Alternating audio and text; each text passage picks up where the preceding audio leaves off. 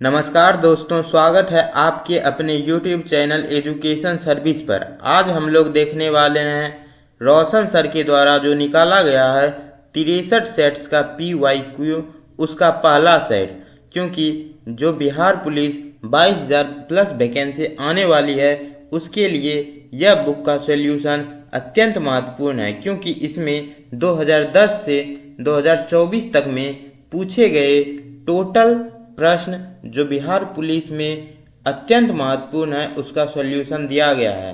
तो चलिए शुरू करते हैं आज का वीडियो का पहला प्रैक्टिस सेट, रोशन सर के 63 सेट का PYQ का पहला प्रैक्टिस सेट। तो चलिए शुरू करते हैं।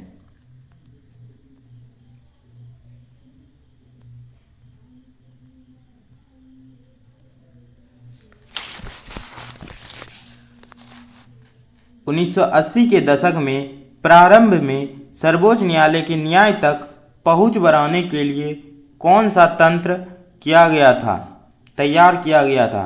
जनहित याचिका, ऑप्शन नंबर सी। क्योंकि 1980 के दशक में प्रारंभ में सर्वोच्च न्यायालय के न्याय तक पहुंच बढ़ाने के लिए जनहित याचिका तंत्र तैयार किया।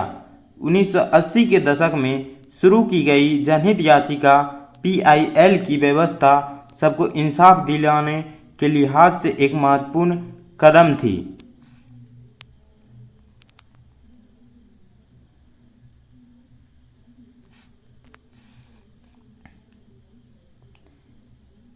क्योंकि अब गरीब लोगों की अदालत में इंसाफ पाने के लिए जा सकता है। जनहित याचिका PIL के तहत सार्वजनिक हित की रक्षा के लिए मुकदमा का प्रावधान किया गया है। अन्य सामान्य अदालत याचिका से अलग इसमें यह आवश्यक नहीं है कि पीड़ित पक्ष स्वयं अदालत में जाए। यह किसी भी नागरिक या स्वयं न्यायालय द्वारा पीड़ितों के पक्ष में दायर किया जा सकता है। भारतीय न्यायिक पद्धति में जनहित याचिका उस समय लाया गया जब भारत के मुख्य न्यायाधीश PN भगवती, जिसका कि पूरा नाम प्रफुल्ल चंद्र नटवरलाल भगवती थे, भारत में जनहित याचिका की अवधारणा का बीज सर्वप्रथम न्यायमूर्ति कृष्णा अय्यर द्वारा 1976 ईस्वी में मुंबई कामगार सभा बनाम अब्दुल भाई मामले में बोया गया था। भारत के पूर्व मुख्य न्यायाधीश PN भगवती को जनहित याचिका का जनक माना जाता है। PN भगवती को जनहित याचिका का जनक माना जाता है। किसी भी देश में कानून बनाने का अंतिम अधिकार किसके पास होता है? सांसद के पास। किसी भी देश में कानून बनाने का अंतिम अधिकार सांसद के पास होता है। भारत में राष्ट्रपति, राज्यसभा एवं लोकसभा को सम्मिलित रूप से सांसद कहा जाता है। लोकसभा संपूर्ण भारत के लोगों का प्रतिनिधित्व करती है, जबकि राज्यसभा राज्य व केंद्र शासित प्रदेशों का प्रतिनिधित्व करती है। भारतीय संविधान का अनुच्छेद 80 राज्यसभा उच्च सदन की संरचना से संबंधित है। राज्यसभा के सदस्य की अधिकतम संख्या 250 हो सकती है, परंतु वर्तमान में 245 है।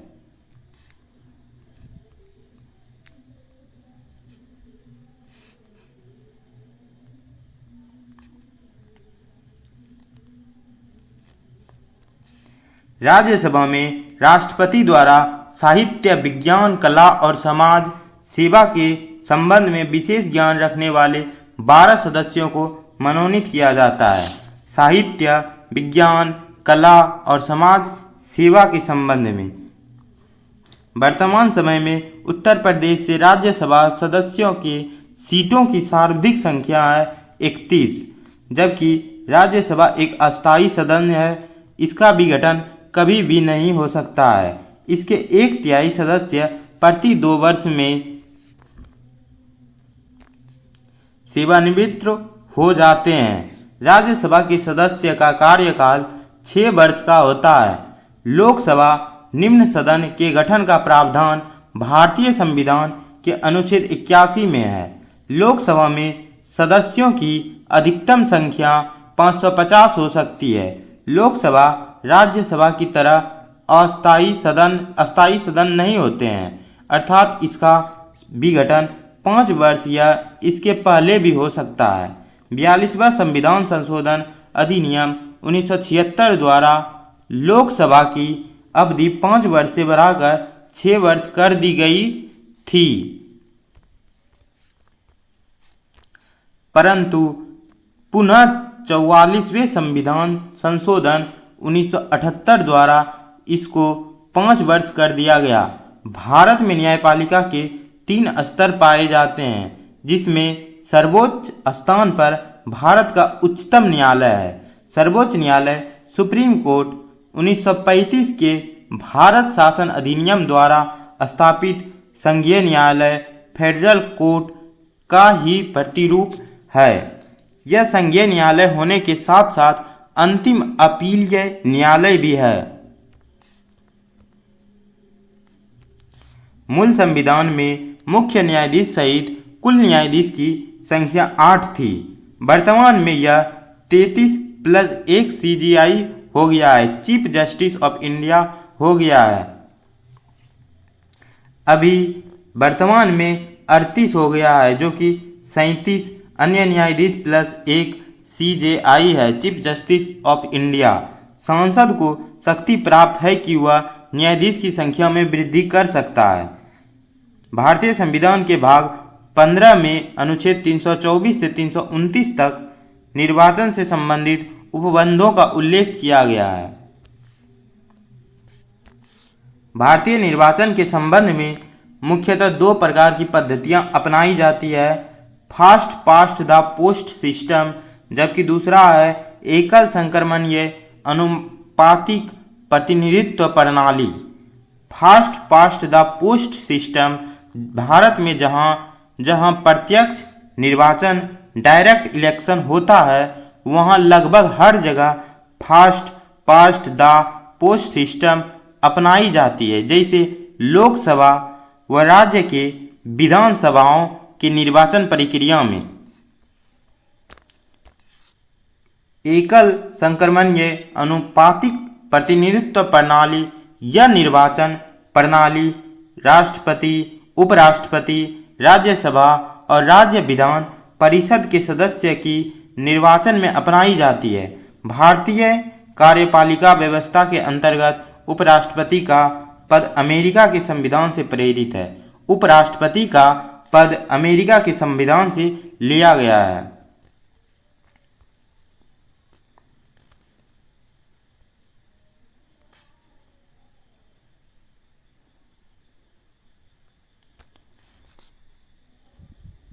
वरीयता क्रम में उपराष्ट्रपति का पद राष्ट्रपति के बाद दूसरा सर्वोच्च पद है, यानी कि दोस्तों राष्ट्रपति का पद सबसे सर्वोच्च है, जबकि दूसरे स्थान पर उपराष्ट्रपति का पद है। भारतीय संविधान के अनुच्छेद 63 में उपराष्ट्रपति के पद का प्रावधान किया गया है। अनुच्छेद 64 के तहत उपराष्ट्रपति राज्यसभा का पदेन सभापति होता है। वार्षिक वित्तीय विवरण संसद के दोनों सदन के समक्ष कौन रखवाता है? राष्ट्रपति। संसद के दोनों सदनों के समक्ष वार्षिक वित्तीय विवरण राष्ट्रपति रखवाता है। भारत में वार्षिक वित्तीय विवरण को राष्ट्रपति संसद के दोनों सदनों के समक्ष रखवाता है। वार्षिक वित्तीय विवरण को बजट भी कहा जाता है। वार्षिक वित्तीय विवरण में भारत सरकार की अनुमानित आय और व्यय का विवरण होता है एवं यह दस्तावेज बजट प्रक्रिया का हिस्सा होता है।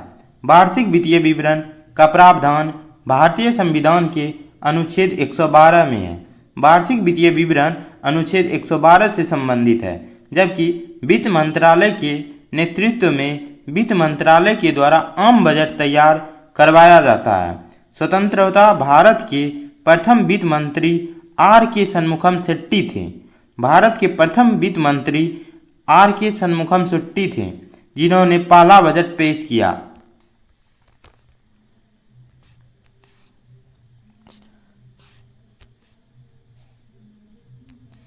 अनुच्छेद 75 का 1 में राष्ट्रपति द्वारा प्रधानमंत्री की नियुक्ति का प्रावधान करता है।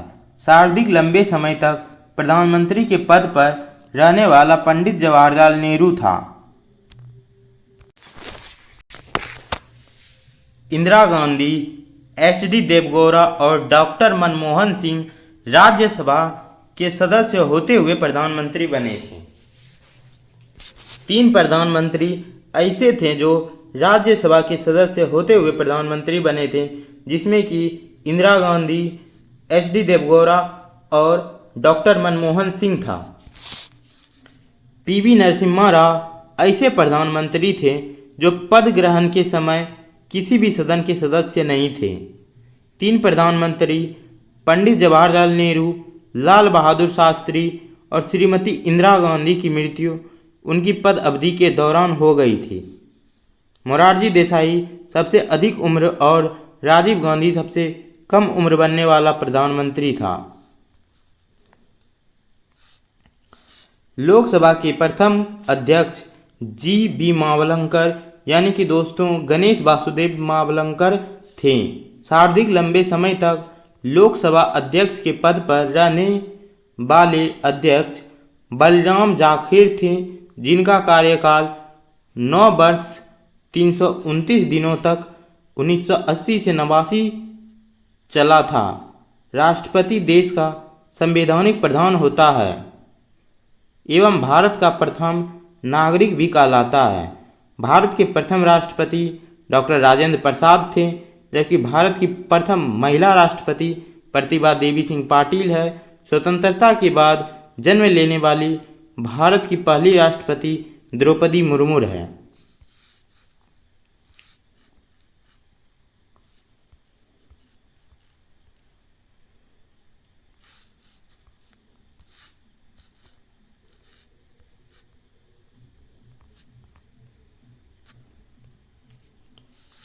सर्वोच्च न्यायालय के मौलिक क्षेत्राधिकार में क्या शामिल है? आपराधिक मामले, दीवानी मामले, संघ एवं राज्य के बीच तथा राज्य व के बीच विवादों का निपटारण, जनहित मामले, राष्ट्रपति को सलाह देने के लिए। 4 का आंसर ऑप्शन नंबर सी हो जाएगा। राज्य, संघ व राज्य के बीच तथा राज्य व राज्य के बीच विवादों का निपटारण।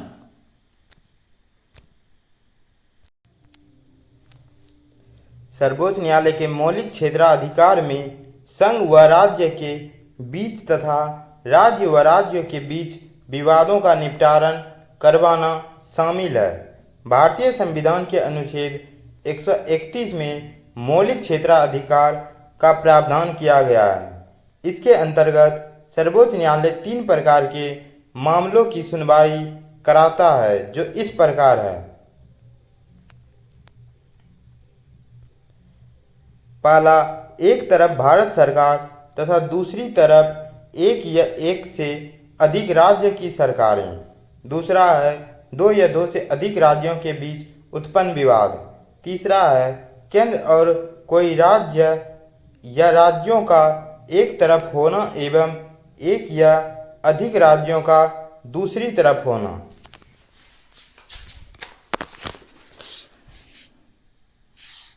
आपराधिक मामले, यह ऐसी क्रियाओं से संबंधित है जिन्हें कानून में अपराध माना गया है, जैसे चोरी, हत्या, दहेज, उत्पीड़न इत्यादि। इसमें एफआईआर दर्ज कराने के बाद पुलिस जांच कर अदालत में केस फाइल करती है। अपराधी के दोष पाए जाने पर जेल या जुर्माना या दोनों लगाया जा सकता है। दीवानी मामले में इसका संबंध व्यक्ति विशेष के अधिकारों के उल्लंघन से है, जैसे जमीन विवाद, वस्तु की खरीदारी, किराया, तलाक इत्यादि।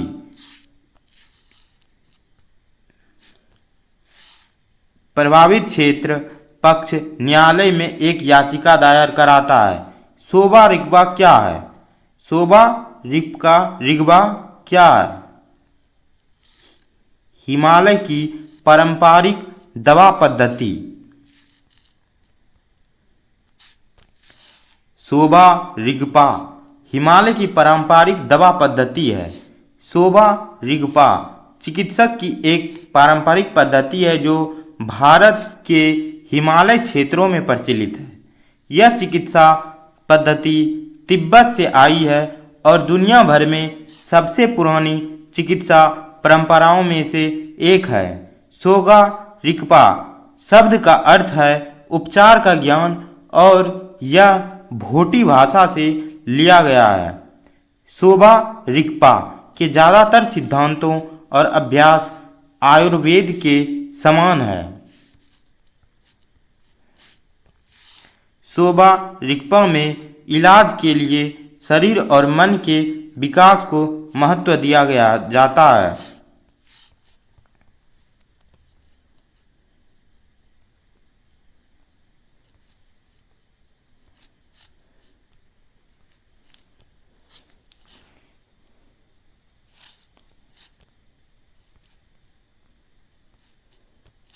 सोबा रिगपा के अभ्यास को विनियमित करने के लिए धर्मशाला में तिब्बत चिकित्सक के लिए केंद्रीय परिषद स्थापित है। सोबा रिगपा के संस्थानों के लिए मुख्यतः भारतीय केंद्र लद्दाख और धर्मशाला है। प्रधानमंत्री नरेंद्र मोदी ने मार्च 2024 में देश की पहली अंडर वाटर मेट्रो ट्रेन का उद्घाटन कहाँ किया? इसका आंसर हो जाएगा ऑप्शन नंबर डी, कोलकाता। प्रधानमंत्री नरेंद्र मोदी ने मार्च 2024 में देश की पहली अंडर वाटर मेट्रो का उद्घाटन कोलकाता में किया।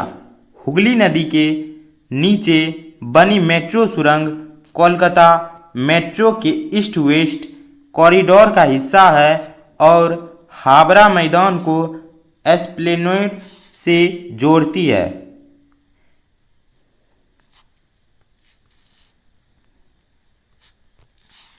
गोलकीपर के रूप में प्रदर्शन के लिए निम्नलिखित में से कौन सा पुरस्कार दिया जाता है? हॉकी इंडिया बलजीत सिंह पुरस्कार। गोलकीपर के रूप में प्रदर्शन के लिए हॉकी इंडिया बलजीत सिंह पुरस्कार दिया जाता है।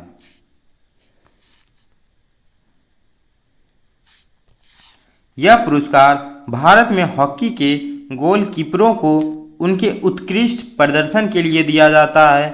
मेजर ध्यानचंद पुरस्कार भारत में खेलों में उत्कृष्टता के लिए दिए जाने वाला एक प्रतिष्ठित पुरस्कार है।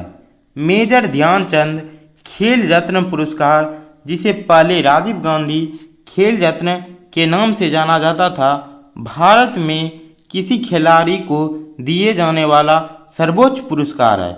किसी खिलाड़ी को दिए जाने वाला सर्वोच्च पुरस्कार मेजर ध्यानचंद खेल रत्न पुरस्कार है। मेजर ध्यानचंद खेल रत्न पुरस्कार राशि में प्रमाण पत्र और 25 लाख रुपए का नगद पुरस्कार शामिल है। राष्ट्रीय खेल पुरस्कार एवं पुरस्कार राशि: अर्जुन पुरस्कार 15 लाख रुपए, द्रोणाचार्य पुरस्कार लाइफ टाइम श्रेणी 15 लाख रुपए, द्रोणाचार्य पुरस्कार नियमित श्रेणी 10 लाख रुपए है। निम्नलिखित में से कौन सा भू अस्थायी उपग्रह नहीं है? भू अस्थायी उपग्रह जुगनू एक उपग्रह नहीं है दोस्तों।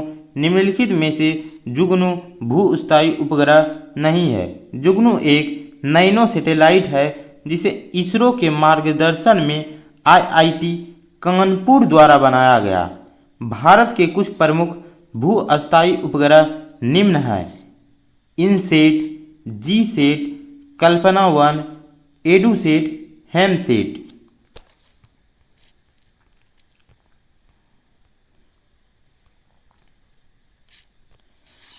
समा चेकवा बिहार का एक त्योहार है। यह त्योहार इस रिश्ते को समर्पित है। समा चेकवा भाई बहन के रिश्ते से संबंधित है। समा चेकवा बिहार का एक त्योहार है। यह त्योहार भाई बहन के रिश्ते को समर्पित है।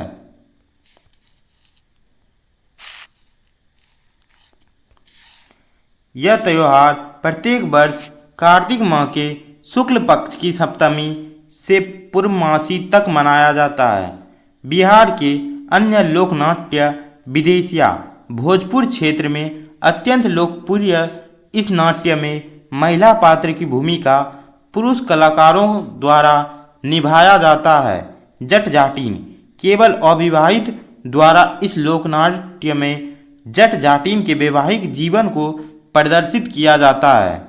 डोमकच यह नाट्य घर आंगन में ही बारात जाने के बाद हुआ अन्य विशेष अवसरों पर विवाहित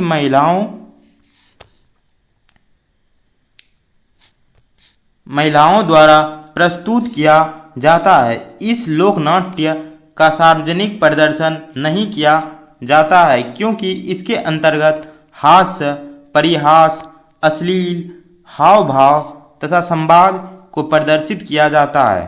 ताजमहल का वास्तुकार। ताजमहल का वास्तुकार कौन था? उस्ताद अहमद लाहौरी। उस्ताद अहमद लाहौरी। ताजमहल का वास्तुकार उस्ताद अहमद लाहौरी था, जबकि डिजाइन उस्ताद इस ने बनवाया था।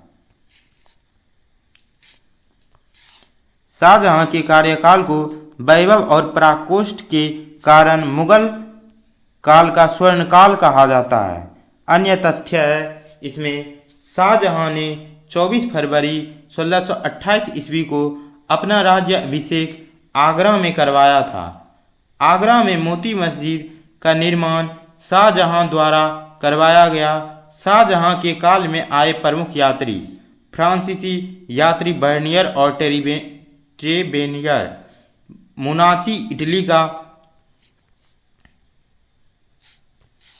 पीटर मुंडी इसने आकलन का वर्णन किया। इंग्लैंड में शाहजहां ने इनायत खां, जिन्होंने शाहजहांनामा लिखा और संरक्षण दिया।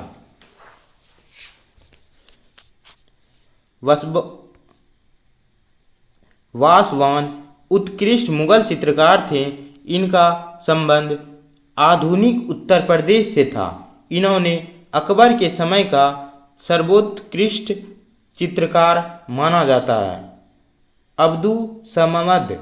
अकबर ने प्रसिद्ध चित्रकार अब्दु समद को सीरी कलम की उपाधि एवं मोहम्मद हुसैन को कश्मीरी को जरी कलम की उपाधि प्रदान की थी। बिंबसार का प्रसिद्ध राजवैद्य जीवक का निवासी कौन था? राजगिरी। बिंबसार का राजवैद्य जीविक का निवासी राजगिरी था, जबकि बिंबसार का प्रसिद्ध राजवैद्य जीवक राजगीर के निवासी थे।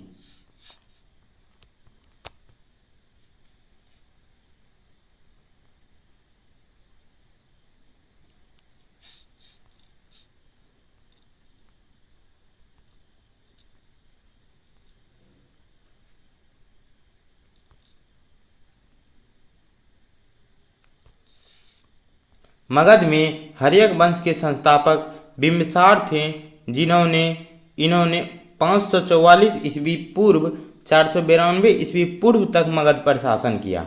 इसका उपनाम सेनिया था, अस्थायी सेना रखने के कारण। अवंती राजा के राज चंडप्रद्योत जब बीमार पंडु रोग हुए तो बिंबिसार ने अपना राजवैद्य जीवक को चंडप्रादित की सेवा में उज्जैन भेजा। निम्नलिखित गद्यांश को ध्यानपूर्वक पढ़कर प्रश्न संख्या 12 से 14 तक सही उत्तर का विकल्प करें। गद्यांश दिया गया है दोस्तों, जिसको पढ़कर आपके 12 से लेके 14 तक का आंसर देना है। गद्यांश के आधार पर बताइए कि बल श्रम जैसी सामाजिक कुरीति को समाप्त करने के लिए लोगों की कैसी सोच होनी चाहिए। बल श्रम समाप्त करना सरकार का दायित्व है। इसे गद्यांश को पढ़कर आपको आंसर देना है दोस्तों। देख लीजिए, आप लोग पढ़कर अच्छे से आंसर दे दीजिएगा। मैं इसे धीरे धीरे ऊपर करता हूँ ताकि आप लोग इसे पढ़ सकें।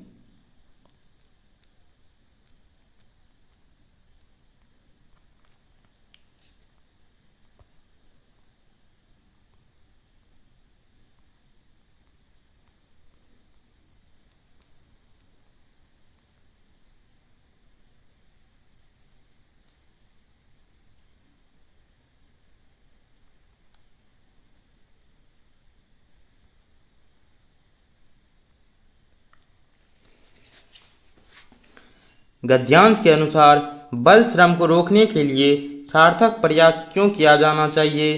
13 का आंसर ए हो जाएगा। बाल श्रम के कारण बच्चों का बचपना छीना जाता है।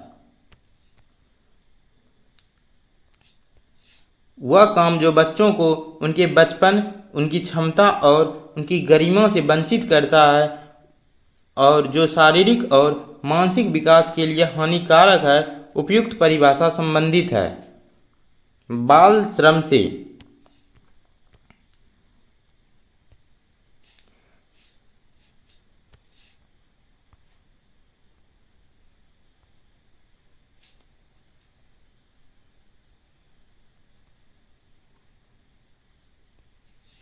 राज्य में विधान परिषद की सदस्य संख्या के विषय में संवैधानिक प्रावधान है।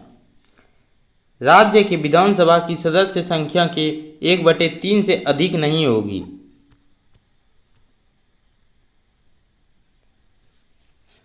राज्य में विधान परिषद की संख्या राज्य के विधानसभा के सदस्य संख्या के 1/3 से अधिक नहीं हो सकती है। संविधान के अनुच्छेद 171 के अनुसार किसी राज्य की विधान परिषद में सदस्यों की कुल संख्या राज्य विधानसभा के सदस्यों की संख्या से 1/3 से अधिक नहीं होगी, परंतु किसी राज्य की विधान परिषद के सदस्यों की कुल संख्या किसी भी स्थिति में 40 से कम नहीं होगी। केंद्र की तरह राज्य में भी सांसदीय प्रणाली को अपनाया गया है। राज्य विधानमंडल में राज्यपाल, विधान परिषद जहां हो और विधानसभा सम्मिलित होती है। संविधान के अनुच्छेद 169 के अंतर्गत विधान परिषद के निर्माण तथा उत्सदन की प्रक्रिया का वर्णन किया गया है।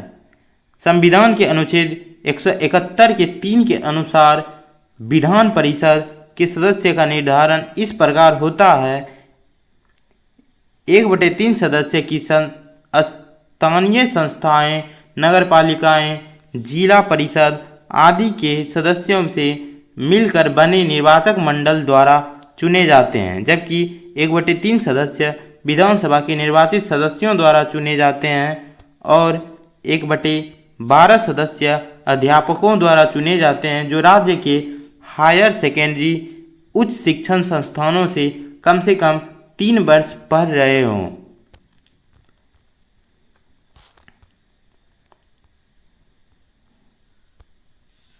एक 1/12 सदस्य स्नातक द्वारा निर्वाचित होते हैं जिन्होंने कम 3 वर्ष पूर्व स्नातक की उपाधि प्राप्त कर ली हो।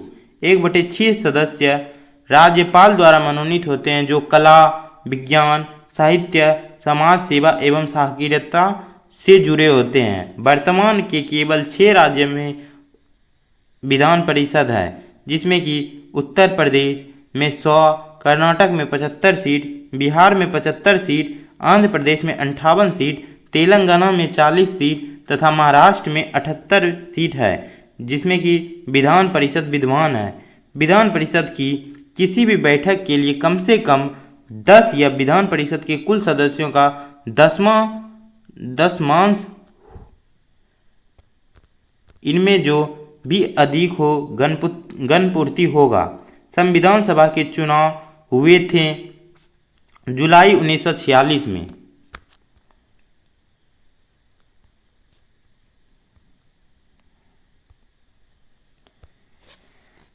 संविधान सभा के चुनाव जुलाई 1946 में हुए थे। कैबिनेट मिशन योजना को मुस्लिम लीग ने 6 जून 1946 ईस्वी को, कांग्रेस ने 25 जून 1946 ईस्वी को स्वीकार किया। कैबिनेट मिशन योजना को स्वीकार किए जाने के पश्चात संविधान सभा के निर्माण के लिए हुए चुनाव जुलाई 1946 में कांग्रेस ने 214 सामान्य स्थानों में से 208 स्थान प्राप्त किए और मुस्लिम लीग ने 78 मुस्लिम स्थानों में से 73 स्थान प्राप्त किए। कांग्रेस को 4 सिख सदस्य का भी समर्थन प्राप्त हुआ। जवाहरलाल नेहरू ने नेतृत्व में अंतरिम सरकार का गठन किया। 2 सितंबर 1946 को हुआ था। अंतरिम सरकार का गठन 2 सितंबर 1946 ईस्वी को पंडित जवाहरलाल नेहरू ने किया था, जबकि 3 जून 1947 ईस्वी को भारत विभाजन की माउंटबेटन योजना प्रकाशित की गई, जिससे कांग्रेस कार्य समिति की 3 जून 1947 ईस्वी में बैठक में स्वीकार कर लिया गया। स्वतंत्रता प्राप्ति के समय कांग्रेस के अध्यक्ष जे.बी. कृपलानी एवं ब्रिटेन के प्रधानमंत्री क्लीमेंट एटली लेबर पार्टी थे।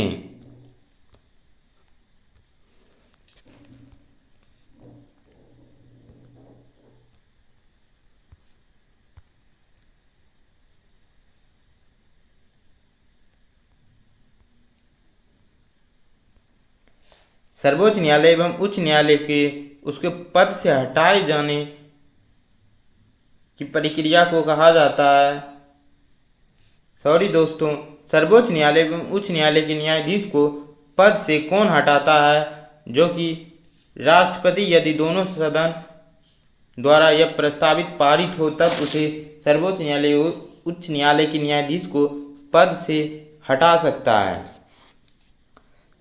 सर्वोच्च न्यायालय एवं उच्च न्यायालय के न्यायाधीश को पद से राष्ट्रपति हटा सकता है यदि संसद के दोनों सदनों द्वारा यह प्रस्ताव पारित हो तब।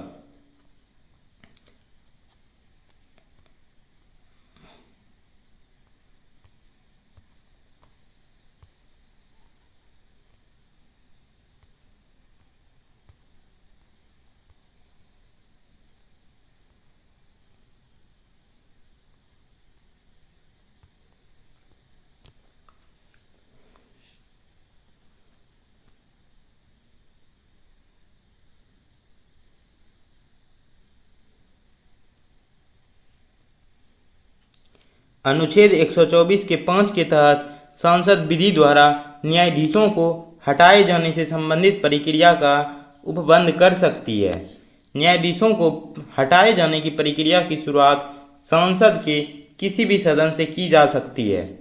यह प्रस्ताव यदि लोकसभा की शुरुआत होते ही होता तो 100 सदस्यों के हस्ताक्षर अध्यक्ष को देने के बाद ही प्रस्ताव पेश हो सकता था।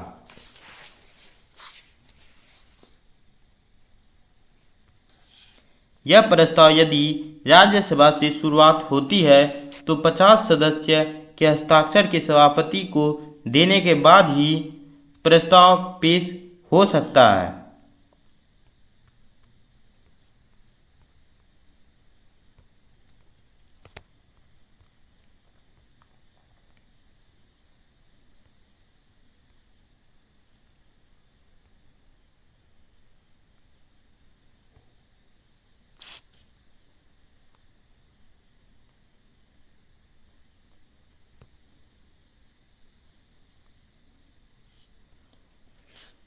न्यायाधीशों को हटाए जाने से संबंधित प्रस्ताव यदि दोनों सदनों द्वारा अलग अलग कुल सदस्य संख्या के बहुमत तथा उपस्थिति व मतदान करने वाले 2/3 सदस्यों के बहुमत से पारित हो जाए तो उसे राष्ट्रपति के पास भेजा जा सकता है।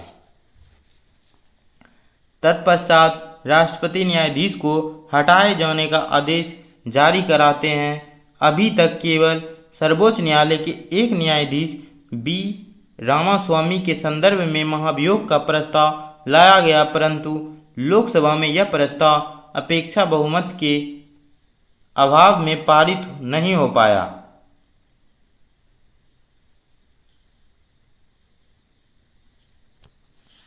निम्नलिखित में कौन सी गैस पोप की आवाज करते हुए जलती है? H2 हाइड्रोजन गैस पोप की आवाज करते हुए जलती है। हाइड्रोजन गैस पोप की आवाज करते हुए जलती है। हाइड्रोजन गैस के बारे में देखते हैं दोस्तों। हाइड्रोजन आवर्त सारणी का प्रथम तत्व है जिसे संकेत H तथा परमाणु संख्या 1 है। हाइड्रोजन को भविष्य का ईंधन कहा जाता है। यह आवर्त सारणी का एकमात्र ऐसा तत्व है जिसके नाभिक में कोई न्यूट्रॉन नहीं है, अर्थात केवल एक प्रोटॉन होता है। इसकी खोज हेनरी कैवेंडिश ने की थी। हाइड्रोजन का उपयोग वनस्पति घी के निर्माण में द्रव हाइड्रोजन रॉकेट ईंधन के रूप में प्रयुक्त होता है। ईंधन सेल में विद्युत ऊर्जा बनाने में ईंधन के रूप में नाइट्रोजन गैस N2। नाइट्रोजन एक रंगहीन तथा गंधहीन गैस है जो पृथ्वी के वायुमंडल का प्रमुख घटक 78% है। नाइट्रोजन यूरिया नामक कार्बन यौगिक का प्रमुख अवयव है जो यूरिया में 46% तक पाई जाती है। जीवधारी नाइट्रोजन को पेड़ पौधों से प्रोटीन के रूप में प्राप्त करते हैं।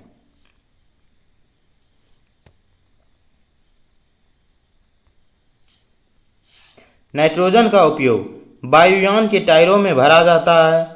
कार्यों, बैंकों एवं कस्सीटू संरक्षण में नाइट्रोजन विद्युत बल्ब में तथा उच्च ताप मापने वाले तापमापी में भरने में काम आता है। अमोनिया के उत्पादन में नाइट्रोजन का उपयोग किया जाता है, जबकि कार्बन डाइऑक्साइड CO2 के बारे में देखते हैं दोस्तों। कार्बन डाइऑक्साइड पौधों के लिए परमाणुदीनीय गैस है क्योंकि यह गैस जंतु जगत द्वारा श्वास के रूप में बाहर छोड़ी जाती है तथा पौधे प्रकाश संश्लेषण द्वारा CO2 को ग्रहण कर जीवित रहता है।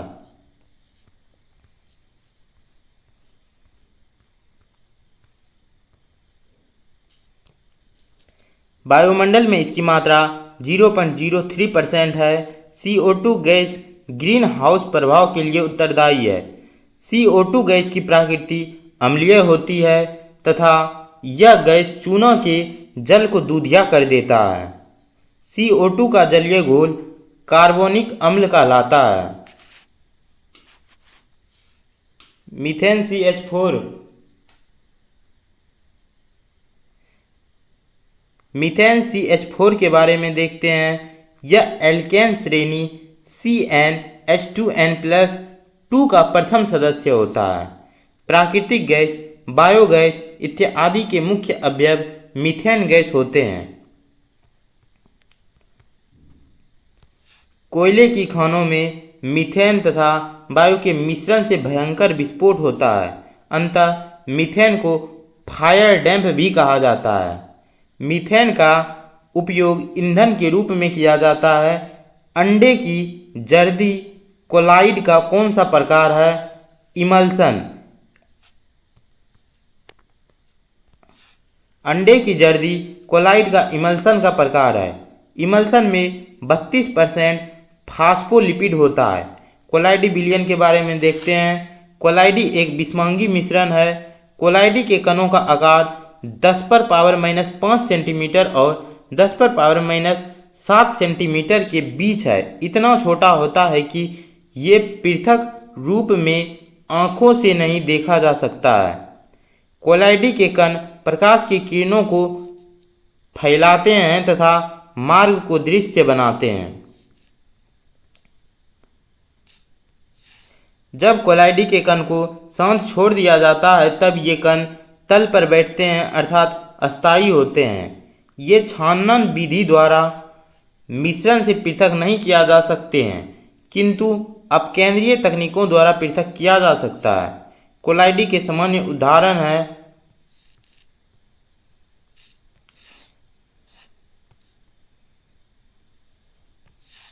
परिक्षिपित प्रावस्था में परिक्षेपण माध्यम में प्रकार उदाहरण द्रव गैस एरोसेल कोहरा बादल कुहासा ठोस से गैस में एरोसेल धुआं स्वचालित वाहन का नित्थर गैस से द्रव में फोम शेविंग क्रीम द्रव इमल्सन दूध फेस क्रीम ठोस द्रव से सोल मैग्नीशियम मिल्क कीचड़ गैस ठोस फोम रबर स्पंज फ्यूजियम द्रव ठोस जेल से जेली पनीर मक्खन ठोस से ठोस सोल रंगीन रतन पत्थर एवं दूधिया कांच।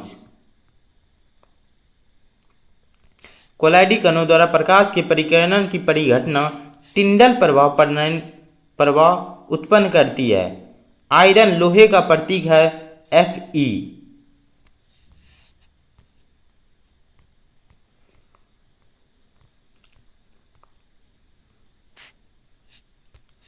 आयरन लोहे का प्रतीक Fe है। तत्व का नाम एवं प्रतीक देखते हैं, जिसमें कि हाइड्रोजन को H से, हीलियम को He से, लिथियम को Li से, बेरिलियम को Be से, बोरॉन को B से, कार्बन को C से, नाइट्रोजन को N से, सल्फर को S से एवं क्लोरीन को Cl से, ऑक्सीजन को O से, फ्लोरीन को F से, नियॉन को Ne से, सोडियम को Na से, मैग्नीशियम को Mg से, एल्युमिनियम को Al से, फास्फोरस को P से, आर्गन को Ar से, आर्सेनिक को As से, पोटेशियम को K से, जबकि कैल्शियम को Ca से, क्रोमियम को Cr से, मैग्नीज को Mn से, आयरन को Fe से, कोबाल्ट को Co से, निकेल को Ni से, कॉपर को Cu से, जिंक को Zn से एवं ब्रोमीन को Br से, सिल्वर को Ag से, आयोडीन को I से, बेरियम को Ba से और गोल्ड को Au से, मरकरी को Hg से, रेडॉन को Rn से, पोलोनियम को Po से।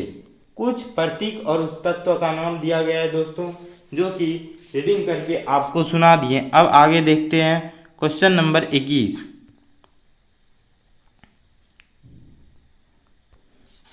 जल में ऑक्सीजन परमाणु की संक्रमण अवस्था क्या है? sp3। जल में ऑक्सीजन परमाणु की संकरण अवस्था sp3 है। इसका मतलब है कि ऑक्सीजन परमाणु एक 2s और 3 2p कक्षाओं को मिलाकर 4 संकर कक्षक बनाते हैं। ये संकर कक्षक ऑक्सीजन परमाणु के चारों ओर चतुष्फलकीय ज्यामिति में व्यवस्थित होते हैं। जल का अणु सूत्र H2O होता है।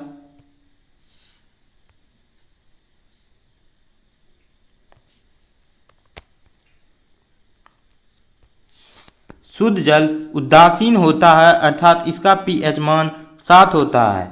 4 डिग्री सेल्सियस तापमान पर जल का घनत्व अधिकतम तथा आयतन न्यूनतम होता है। जल के प्रकार: कठोर जल हार्ड वाटर, यह साबुन के साथ फेन उत्पन्न नहीं करती है। इसमें कैल्शियम एवं मैग्नीशियम के क्लोराइड, सल्फेट एवं बाइकार्बोनेट घुले रहते हैं। मृदु जल सॉफ्ट वाटर, यह साबुन के साथ आसानी से फेन उत्पन्न करता है। यह जल पीने की दृष्टि से उपयुक्त होता है।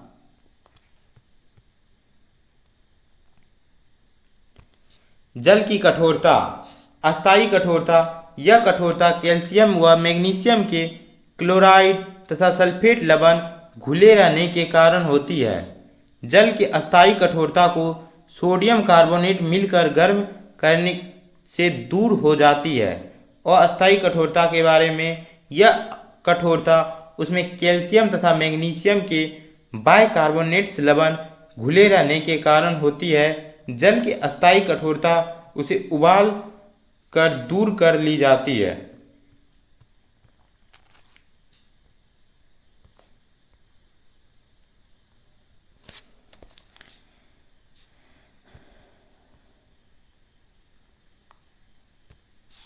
यूरोप के स्केच रिप्रोतर्ज के लेखक हैं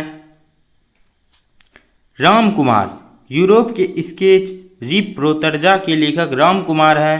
रचनाकार रिप्रोतर्जा: फणीश्वर नाथ रेणु ने ऋण जल, धन जल, नपेली क्रांतिकारी कथा, धर्मेंद्र भारती ने युद्ध यात्रा, रंगई राघव ने तूफानों के बीच, जबकि कन्हैयालाल मिश्रा प्रभाकर क्षण बोले कन मुस्काए के लेखक हैं। जबकि शिवदान सिंह चौहान लक्ष्मीपुरा अनुच्छेद 1 को सूची 1 को सूची 2 से सुमेलित कीजिए और सही उत्तर चुनिए। छाती पर मूंग डालना। छाती पर मूंग डालना से तात्पर्य है दोस्तों ए का 4 हो जाएगा, साथ रहकर परेशान करना, छाती पर पत्थर रखना, कठिन कार्य धैर्यपूर्वक कष्ट सहना, छाती पर सांप लौटना, इसका हो जाएगा ईर्ष्या करना, छाती ठोकना हो जाएगा कठिन कार्य हेतु प्रतिज्ञा करना। इसका ऑप्शन नंबर सी हो जाएगा ए का 4, जबकि बी का 1 हो जाएगा, सी का 3 हो जाएगा, डी का 4 हो जाएगा।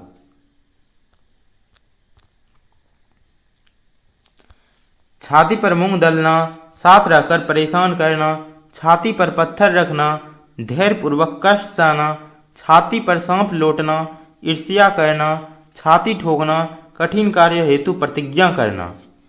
परीक्षा उपयोगी महत्वपूर्ण मुहावरे एवं उसका अर्थ। कुछ मुहावरा देख लेते हैं दोस्तों, जो कि हमारे इस बुक में दिया गया है। डूबते को तिनके का सहारा, संकट में परे को थोड़ी मदद, तिनके को पहाड़ करना, छोटी बात को बड़ी बनाना, दिन दुगनी रात चौगुनी खूब उन्नति होना, दूध का दूध पानी का पानी होना, निष्पक्ष न्याय, गंगा लाभ होना, मर जाना, कपास ओठना, सांसारिक काम धंधों में लगे रहना, कमर कसना, दृढ़ संकल्प करना, नाक पर मक्खी ना बैठने देना, खारे स्वभाव का होना, उल्लू सीधा करना, अपना स्वार्थ साधना, एक आंख से देखना, समान भाव रखना, ओस के मोती क्षण भंगुर होना,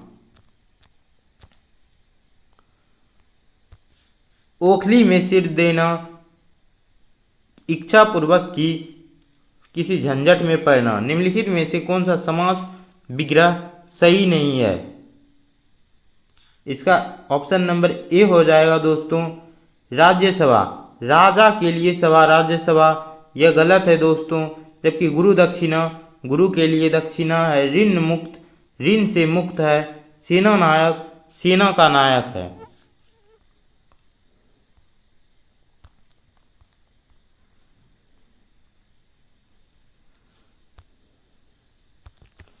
राज्यसभा, राजा के लिए सभा, यह समास विग्रह सही नहीं है। राज्यसभा का समास विग्रह होगा राजा की सभा होता है। 25 का हो जाएगा डैश ने कोशिका में स्थित तरल जैविक पदार्थ को जीव द्रव्य का नाम दिया। जीव द्रव्य नाम जे.ई. पुरकिंजे ने दिया था। जे.ई. पुरकिंजे ने सन 1839 ईस्वी में कोशिका में स्थित तरल जैविक पदार्थ को जीव द्रव्य का नाम दिया।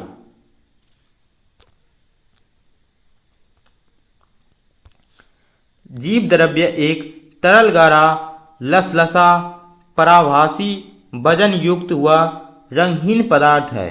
जीवों की सारी जैविक क्रियाएं जीव द्रव्य के द्वारा ही होती है, जिस कारण इसे जीवन का भौतिक आधार भी कहा जाता है। जीव द्रव्य का लगभग 80% भाग जल होता है।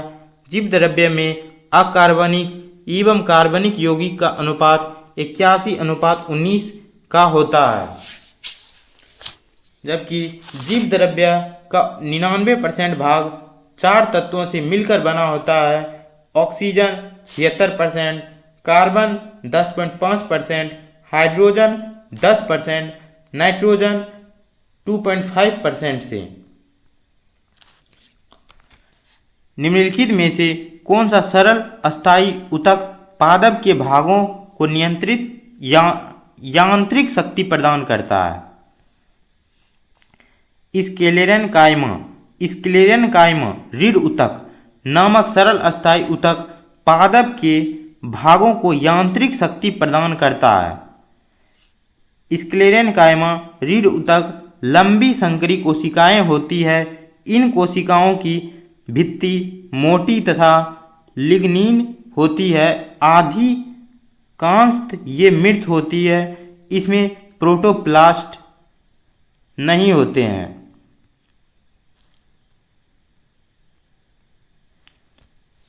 स्क्लेरेनकाइमा रीढ़ ऊतक मनुष्य के लिए अत्यंत उपयोगी होता है। इनके उदाहरण हैं जूट पटावा आदि।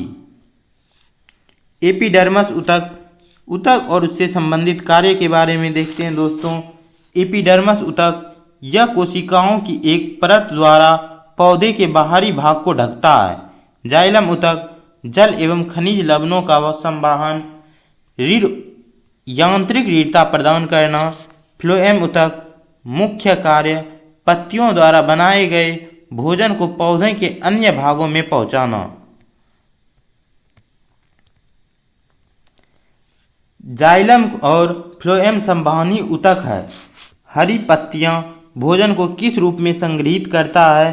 स्टार्च के रूप में। हरी पत्तियां भोजन को स्टार्च मंड के रूप में संग्रहित करती है। स्टार्च मंड वह भोजन है जो पौधों की पत्तियों में जमा हो जाता है।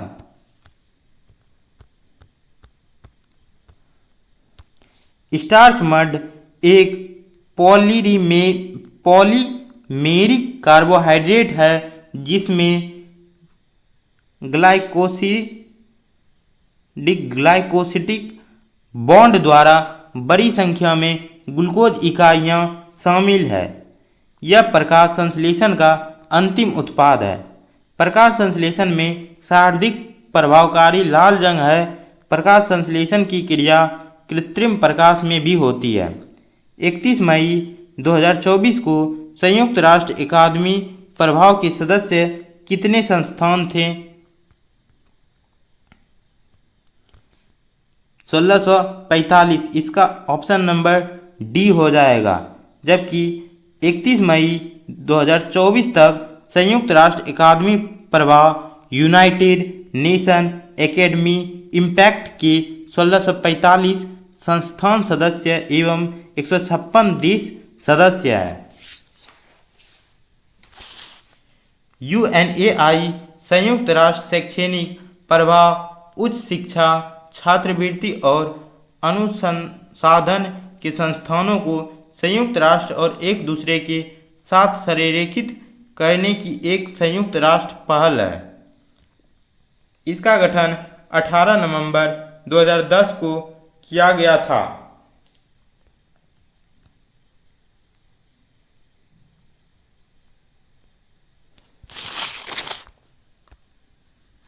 इसका मुख्य उद्देश्य शिक्षा और सतत विकास के बीच पारस्परिक संबंध पर ध्यान केंद्रित करते हुए सतत विकास लक्ष्यों की प्राप्ति में सहायता करना है।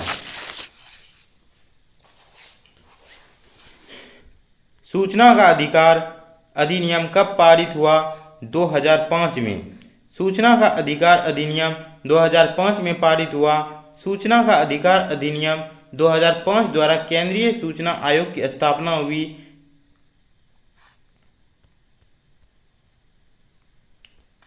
12 अक्टूबर 2005 को सूचना अधिकार अधिनियम कानूनी अधिकार के रूप में आया। यह आयोग एक मुख्य सूचना आयुक्त और 10 से अधिक सूचना आयुक्त से मिलकर बना है। मुख्य सूचना आयुक्त एवं अन्य आयुक्तों की नियुक्ति राष्ट्रपति, एक समिति, प्रधानमंत्री, लोकसभा विपक्ष का नेता और केंद्रीय मंत्रिमंडल का एक मंत्री की सिफारिश पर करता है। राष्ट्रपति मुख्य सूचना आयुक्त एवं अन्य आयुक्तों को उनके पद से पदमुक्त भी कर सकते हैं। भारत का पहला मुख्य सूचना आयुक्त वजहात हबीबुल्लाह थे। वर्तमान में भारत के मुख्य सूचना आयुक्त हीरालाल सामरिया है। संयुक्त राष्ट्र द्वारा निम्न में से किस वर्ष को अंतर्राष्ट्रीय मोटा अनाज वर्ष घोषित किया? 2023 को। संयुक्त राष्ट्र महासभा के वर्ष 2023 को मोटा अनाज का अंतर्राष्ट्रीय वर्ष के रूप में घोषित किया गया। मोटा अनाज का वर्ष घोषित करने का प्रस्ताव भारत द्वारा लाया गया था।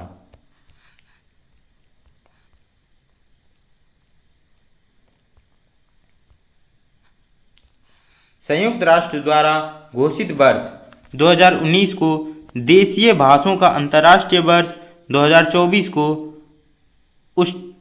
उष्ट्रगानों के मिलेट्स का अंतर्राष्ट्रीय वर्ष, 2025 को क्वांटम विज्ञान और प्रौद्योगिकियों का अंतर्राष्ट्रीय वर्ष, जबकि अंतर्राष्ट्रीय दशक है 2022 से 32 तक स्वदेशी भाषाओं का अंतर्राष्ट्रीय दशक, 2021 से 30 तक संयुक्त राष्ट्र पारिस्थितिक बहाली दिवस, 2019 से 28 तक नेल्सन मंडेला शांति दशक।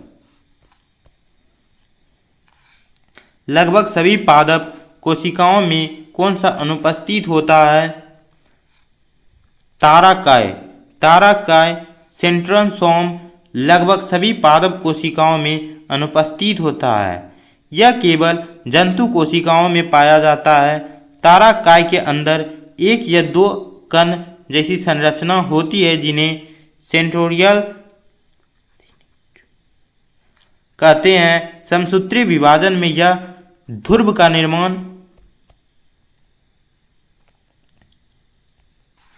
करती है। तारकाय की खोज बेवरी ने की थी। कोशिका भित्ति सेल वॉल सेल्यूलोज का बना होता है। यह कोशिका को निश्चित आकृति एवं आकार बनाए रखने में सहायक होती है। लवक प्लास्टिड के 3 प्रकार होते हैं: हरित वर्णी एवं अवर्णी लवक। हरित लवक को पादप कोशिका का रसोई घर कहते हैं। इसमें राइबोसोम पाया जाता है। वर्णी लवक प्रायः लाल, पीले, नारंगी रंग के होते हैं। ये पौधे के रंगीन भाग जैसे बीज, पुष्प, फल, भित्ति आदि में पाए जाते हैं।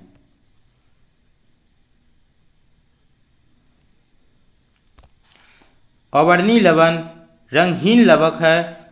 यह पौधे के उन भागों में पाया जाता है जो सूर्य के प्रकाश से वंचित रहता है, जैसे जड़ों में, भुगतान, तना आदि में अवर्णी लवक पाया जाता है।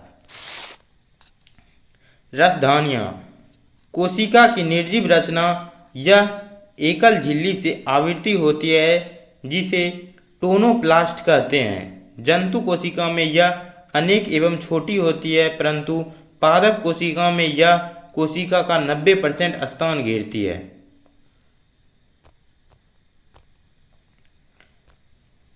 प्लाज्मोडियम में किस प्रकार का जनन होता है? बहुविभाजन। प्लाज्मोडियम में बहुविभाजन द्वारा जनन होता है। बहुविभाजन द्वारा जनन एक प्रकार का अलैंगिक प्रजनन है जिसमें एक ही जनक कोशिका से कई संतति कोशिका उत्पन्न होते हैं। बहुविभाजन द्वारा जनन एस्चेरिचिया कोलाई, क्लोस्ट्रिडियम आदि में भी देखा जाता है। अलैंगिक जनन के अन्य प्रकार हैं। मुकुलन। इस विधि में एक ही स्थान पर कोशिका विभाजन के कारण एक कली या बहिर्गमन से नया जीव बनता है। उदाहरण खमीर, जेलीफिश, हाइड्रा इत्यादि। द्विविभाजन। इस विभाजन में जनन कोशिका 2 संततित कोशिका में विभाजित होते हैं। उदाहरण अमीबा एवं पैरामीशियम इत्यादि। पुनर्जनन। इस प्रक्रिया में कुछ जीव खोए हुए या काटे हुए शरीर के अंग को प्रतिस्थापित या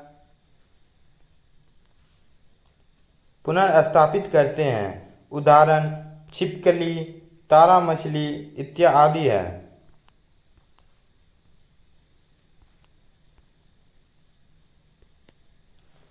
हाइड्रा में मुकुलन की प्रक्रिया संतानों में आनुवंशिक स्थिरता कैसे सुनिश्चित करती है?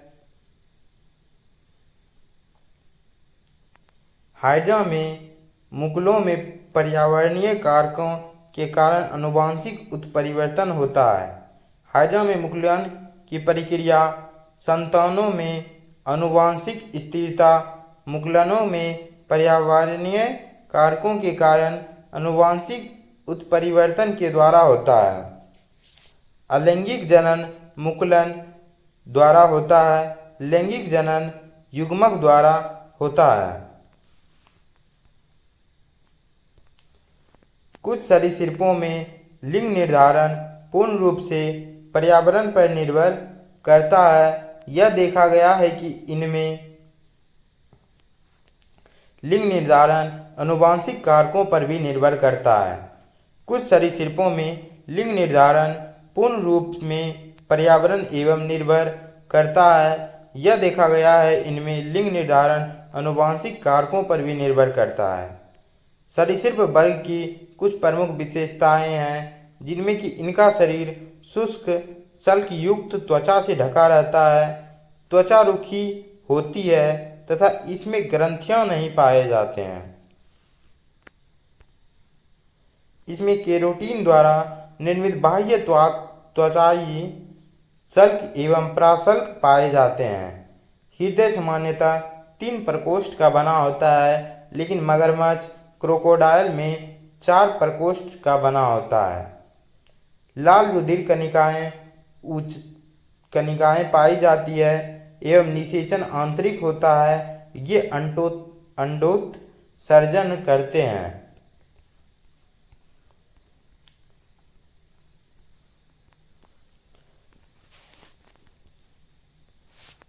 बच्चे खेल रहे हैं, इस वाक्य में कौन सा काल है? अपूर्ण वर्तमान। बच्चे खेल रहे हैं, इस वाक्य में अपूर्ण वर्तमान काल है।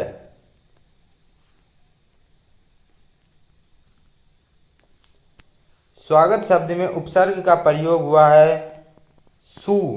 स्वागत शब्द में सु उपसर्ग का प्रयोग हुआ है। सु उपसर्ग से बने कुछ शब्द सुजन, सुगम, सुशिक्षित, सुपात्र आदि। उपसर्ग का अर्थ है किसी शब्द के समीप अर्थात पहले आकर नया शब्द बनाना। हार शब्द का अर्थ है पराजय, परंतु इसी शब्द के आगे परा शब्दांश को जोड़ने पर से बनाया गया शब्द प्रहार, प्रा प्लस हार होगा, जिसका के अर्थ चोट करना है। निम्नलिखित वाक्यांशों एवं उसके लिए एक शब्द की दृष्टि से असंगत विकल्प कौन सा है? बिना सोचे विचारे किया गया विश्वास अविश्वास। बिना सोचे विचारे किया गया विश्वास अविश्वास यह असंगत विकल्प है। बिना सोचे विचारे किए गए विश्वास के लिए अंधविश्वास शब्द का इस्तेमाल किया जाता है, अन्य सभी विकल्प सत्य हैं। महत्वपूर्ण शब्दों के लिए अनेक शब्द। जो सब कुछ जानता हो, सर्वज्ञ, सदैव रहने वाला, शाश्वत, किसी के साथ संबंध ना रखने वाला, निसंग, नष्ट होने वाला, नश्वर, 2 बार जन्म लेने वाला, द्विज, जंगल में लगने वाला, आग, दावानल एवं गुरु के समीप रहने वाला विद्यार्थी, अंतेवासी, जबकि जो मापा ना जा सके, अपरिमेय, जो पहले पढ़ा ना गया हो, अपठित। गुजरात में नवीन कॉफी मृदा को निम्नलिखित में से किस नाम से जाना जाता है? माटा। गुजरात में नवीन कॉप मृदा को माटा के नाम से जाना जाता है। गुजरात में पुरानी काप मृदा को गोरडू कहते हैं। मिट्टी एवं बहुमूल्य प्राकृतिक संसाधन है। मिट्टी सॉइल शब्द की उत्पत्ति भौतिक भाषा के सोलम से हुई है। भारतीय कृषि अनुसंधान परिषद ने भारत की मिट्टियों का विभाजन 8 प्रकार में किया है, जो निम्न है।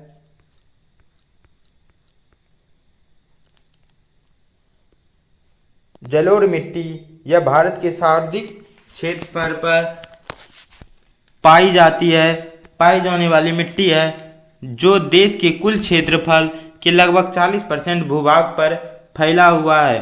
जलोढ़ मिट्टियों में पोटास, फास्फोरिक अम्ल, चूना व कार्बनिक तत्वों के प्रचुरता होती है, परंतु इसमें नाइट्रोजन और ह्यूमस की कमी पाई जाती है। भूगर्भिक संरचना और संगठन के आधार पर इसे बांगर और खादर में वर्गीकृत किया गया है। प्राचीन जलोढ़ मिट्टी को बांगर कहते हैं, नवीन जलोढ़ मिट्टी को खादर कहते हैं। काली मिट्टी, ब्लैक सॉइल। भारत में काली मिट्टी का निर्माण ज्वालामुखी विस्फोट से निकलने वाले लावे के ठंडे होने के उपरांत बैसाल्ट चट्टान के अपक्षय एवं अपरदन से हुआ है। काली मिट्टी में लोहा, चूना, एल्युमिनियम व कैल्शियम प्रचुर मात्रा में होता है, जबकि नाइट्रोजन, पोटास, फास्फोरस आदि की कमी रहती है। काली मिट्टी को लावा मिट्टी, चरनोजम मिट्टी, काली कपासी मिट्टी के नाम से भी जाना जाता है। काली मिट्टी को स्वतः जुताई वाली मिट्टी भी कहते हैं। लाल मिट्टी, रेड सॉइल, इस मिट्टी का निर्माण जलवायु परिवर्तनों के परिणाम स्वरूप रावेदार एवं कायांतरिक शैलों के विघटन एवं वियोजन से होता है। लाल मिट्टी का रंग लो ऑक्साइड की उपस्थिति के कारण लाल होता है, जबकि इस मिट्टी को लाल एवं पीली मिट्टी भी कहते हैं। इस मिट्टी में नाइट्रोजन, फास्फोरस और ह्यूमस की कमी रहती है। चौथा है लेटेराइट मिट्टी। यह मिट्टी मुख्यतः प्रायद्वीपीय भारत के पठारों के ऊपरी भागों में पाया जाता है। 200 सेंटीमीटर या अधिक वर्षा वाले क्षेत्र में चूना व सिलिका के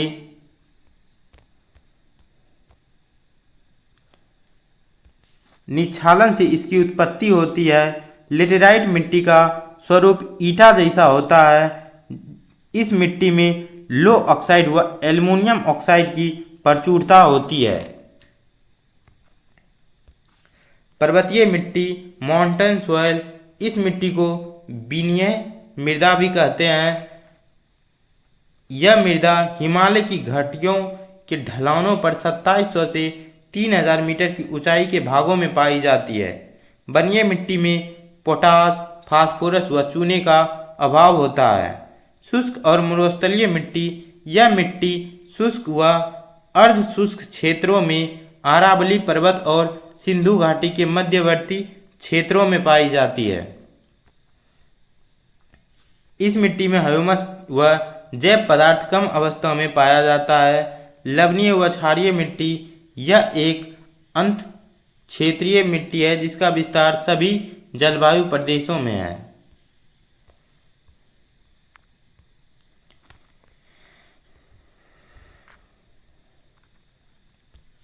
इस मिट्टी में सोडियम और मैग्नीशियम की प्रचुरता के कारण यह मिट्टी लवणीय तथा कैल्शियम और पोटेशियम की प्रचुरता के कारण क्षारीय होता है।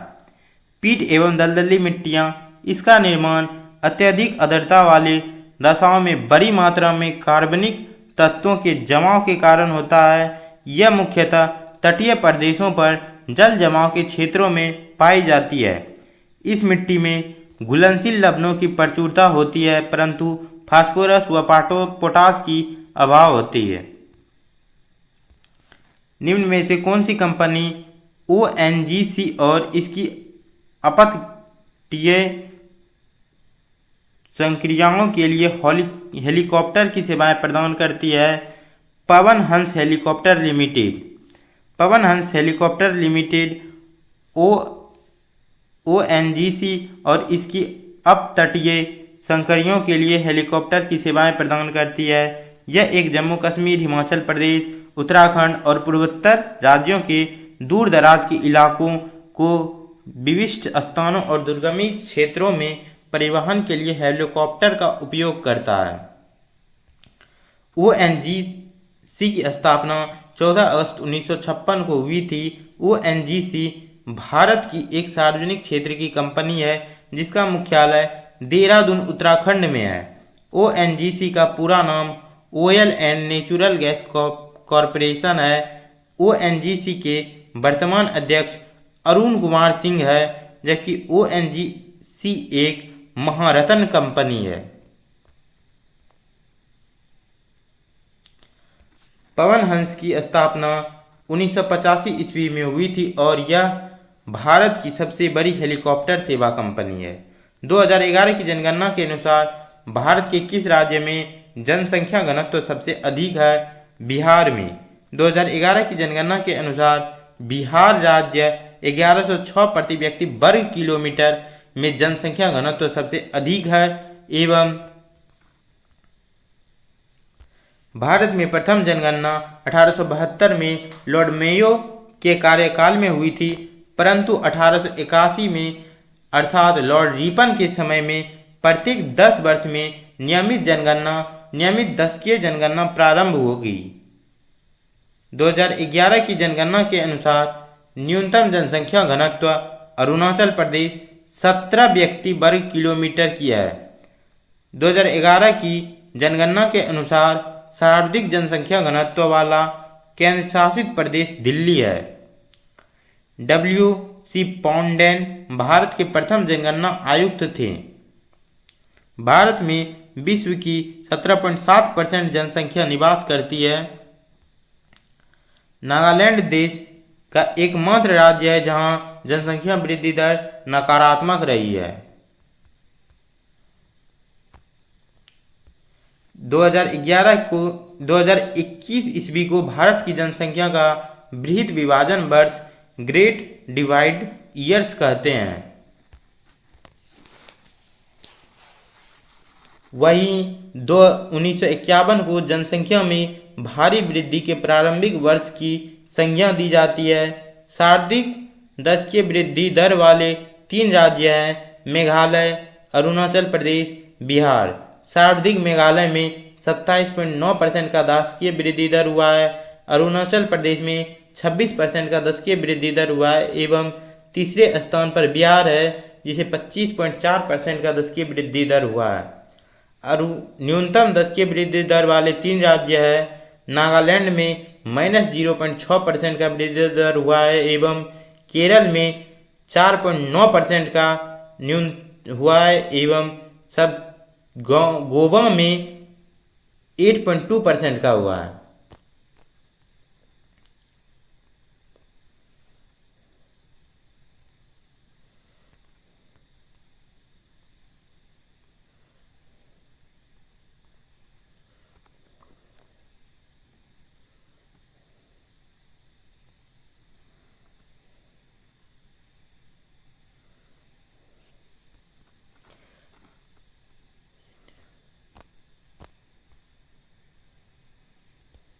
वर्ष 2024 के प्रमुख सैन्य अभ्यास देख लेते हैं। गरुड़ शक्ति 2024 9वां संस्करण नवंबर 2024 में भारत और इंडोनेशिया सेना थल सेना जकार्ता इंडोनेशिया में आयोजन स्थल इसका जकार्ता इंडोनेशिया है।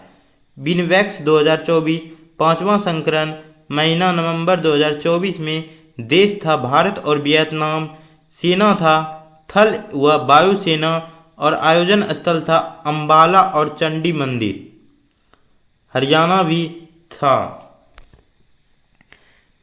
सूर्य किरण युद्ध अभ्यास 18वां 2024 नवंबर 2024 भारत और नेपाल थल सेना था, आयोजना स्थल नेपाल था। ये 2024 का दोस्तों उतना इम्पोर्टेंट नहीं है इसलिए इसे छोड़ देते हैं। आप लोग रीड कर लीजिएगा जिसके पास बुक होगा और आगे देखते हैं। Bihar state power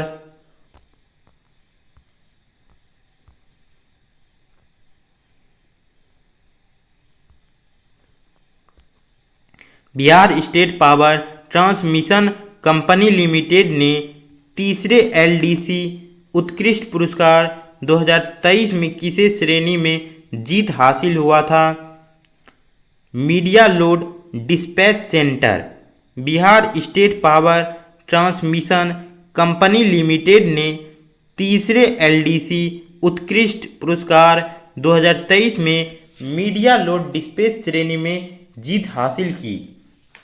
Bihar SLDC को यह पुरस्कार निम्न उपलब्धियों के लिए दिया गया है। नई तकनीकों को अपनाना, राज्य की बिजली प्रणाली एकीकृत संचालन सुनिश्चित करना, स्टेट ऑफ द आर्ट नेक्स्टेशन जन साइबर सुरक्षा ऑपरेशन सेंटर स्थापित करना।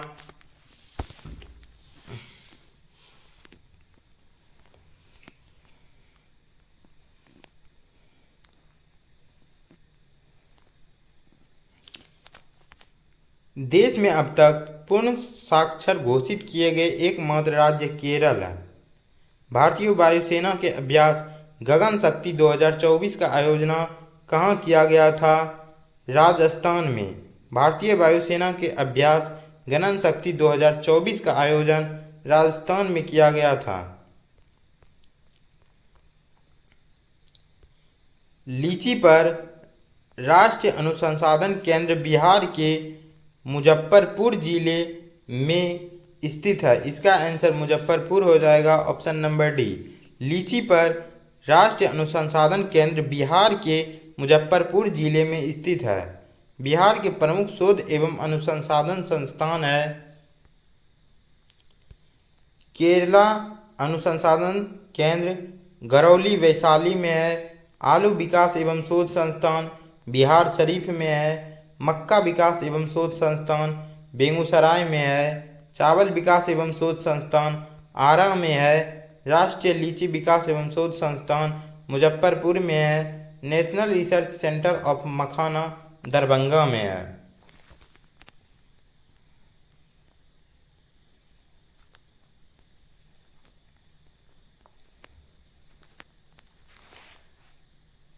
टसर सिल्क सिटी विकास केंद्र भागलपुर में है। फल विकास एवं शोध संस्थान सबौर भागलपुर में है। डॉल्फिन रिसर्च सेंटर पटना में है। राजेंद्र कृषि विश्वविद्यालय पूसा समस्तीपुर में है। अरेबिका और फारसी अनुसंधान संस्थान पटना में है। प्राकृतिक जैन शास्त्र और अहिंसा शोध संस्थान वैशाली में है। एन सिंह शोध संस्थान पटना में है।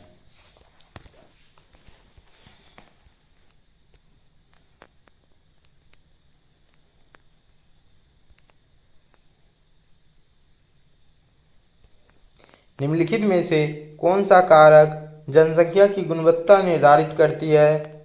मुद्रास्फीति। मुद्रास्फीति जनसंख्या की गुणवत्ता निर्धारित नहीं करता है। जनसंख्या की गुणवत्ता को निर्धारित करने वाला कारक है साक्षरता दर, जीवन प्रत्याशा द्वारा दर्शाए गए व्यक्ति के स्वास्थ्य और देश के लोगों द्वारा अर्जित कौशल निर्माण।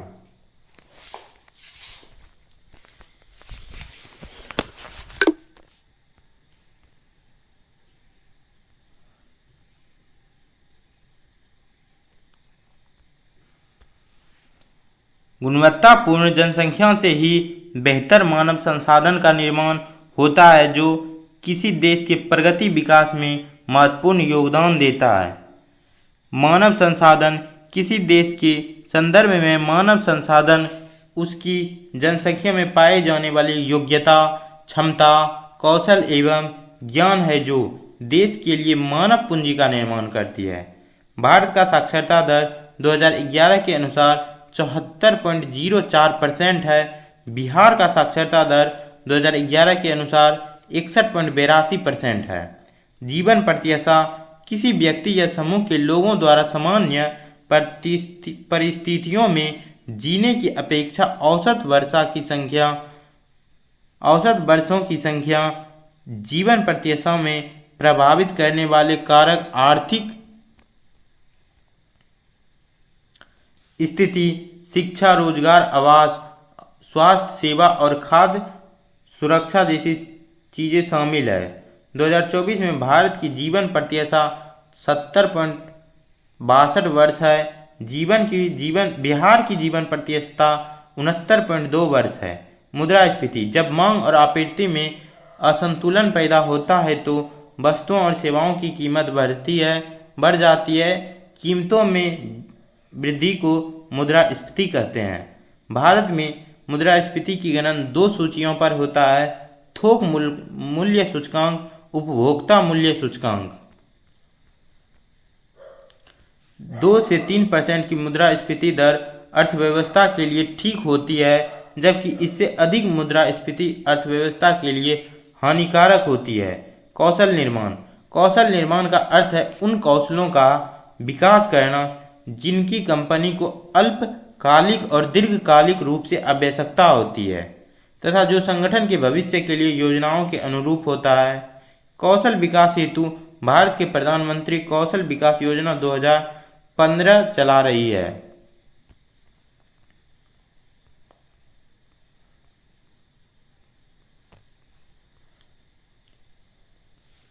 निम्नलिखित में से कौन सा गैर बाजार क्रियाओं का उदाहरण है? राम के पास एक गाय है और उसका दूध वह स्वयं उपभोग करता है। बाजार क्रियाओं का उदाहरण है। राम के पास एक गाय है और उसका दूध वह स्वयं उपयोग करता है। यह गैर बाजार प्रक्रियाओं का उदाहरण है। बाजार क्रिया: जब कोई व्यक्ति किसी किसान मंडी में बेचने के उद्देश्य से वस्तुएं खाद्यान्नों का उत्पादन करता है तो उसे बाजार क्रिया कहते हैं। गैर बाजार क्रिया: जब कोई व्यक्ति किसान अपने परिवार के उपयोग हेतु वस्तुएं खाद्यान्न का उत्पादन करता है तो उसे गैर बाजार क्रिया कहते हैं। बहुराष्ट्रीय निगमों की स्थिति में कौन सा सही नहीं है?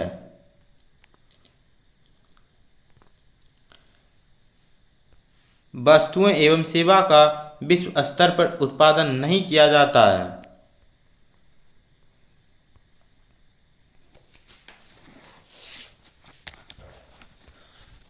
वस्तुएं एवं सेवाओं का विश्व स्तर पर उत्पादन नहीं किया जाता है, यह कथन सही नहीं है।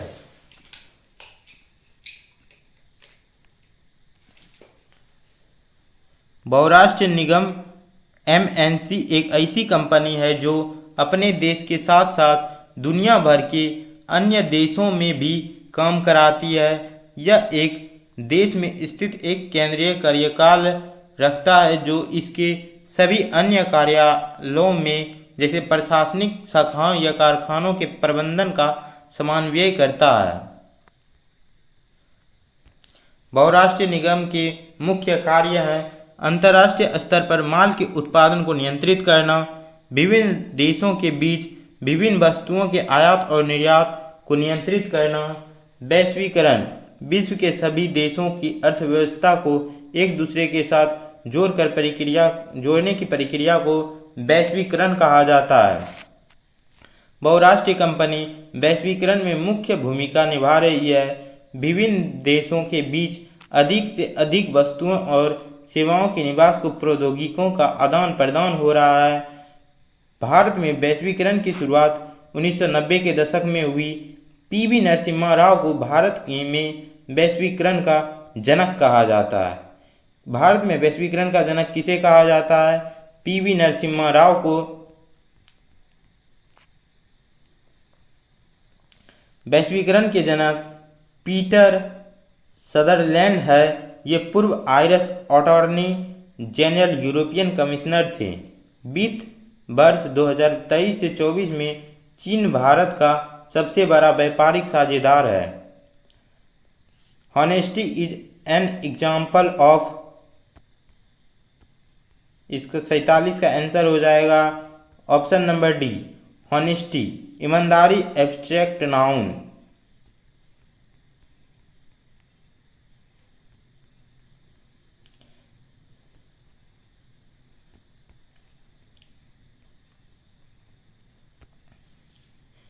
इसमें बोल रहा है adjective in the given below sentence. 48 का हो जाएगा ऑप्शन नंबर सी, ऑल। 49 में दिया गया है choose the correct word of which option which is made of using prefix A. इसका आंसर हो जाएगा अवेक, सी नंबर ऑप्शन इसका राइट आंसर हो जाएगा। जबकि वह स्थान जहां शुक्राणु का अंडाणु के समान होता है उसे डिंब वाहिनी कहते हैं। शुक्राणु का अंड से सामना डिंब वाहिनी फ्लोपियन ट्यूब में होता है। गर्भाशय गिर्भ यूट्रेनी सर्विक्स गर्भाशय का निचला हिस्सा है जिसका कार्य गर्भाशय को योनि से जोड़ने का है। गर्भाशय 7.5 सेंटीमीटर लंबी, 5 सेंटीमीटर चौड़ी तथा इसके दीवार की मोटाई 2.5 सेंटीमीटर होती है। इसका वजन लगभग 35 ग्राम तथा इसकी आकृति नाशपाती जैसी होती है। इसका मुख्य कार्य निषेचन के बाद बने भ्रूण को सुरक्षा एवं पोषण तथा आश्रय प्रदान करना है। योनि वेजाइना के द्वारा शुक्राणु, डिंब वाहिनी, अंडवाहिनी तक पहुंचती है। यह एक नली के समान रचना है। इसके दीवार पर बलबोरीथल ग्रंथियां पाई जाती है। आज 50 तक ही रहने देते हैं दोस्तों। इसका भाग 2 आएगा जिसमें कि 51 से लेकर 100 तक का क्वेश्चन होगा। हर एक सेट को 2 वीडियो में कवर किया जाएगा दोस्तों। आज का वीडियो यहीं तक रहने देखते हैं। बाय बाय दोस्तों।